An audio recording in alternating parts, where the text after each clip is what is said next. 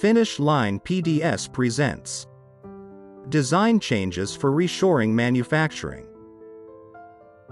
Reshoring a product is not as simple as giving the drawings to a new U.S. contract manufacturer. Here is a list of possible design issues to consider. Translation. Don't just run the words through a Chinese translator. Get an engineer experienced in the discipline to create new English words that will make sense to English-speaking technical people. Automation. It is very possible the design was constructed to take advantage of low-cost labor. In the US, the trick is to take advantage of automation. Parts. If you're building any reasonable quantity of product, it is likely you could benefit from reviewing the parts. Parts availability and cost are different in different regions.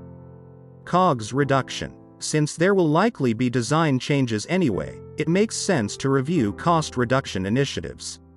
Over-test. Reshoring is risky, and it is important to understand these risks and develop a plan to reduce risk. Of course, design change will require another design verification test. To learn more, visit www.finishlinepds.com.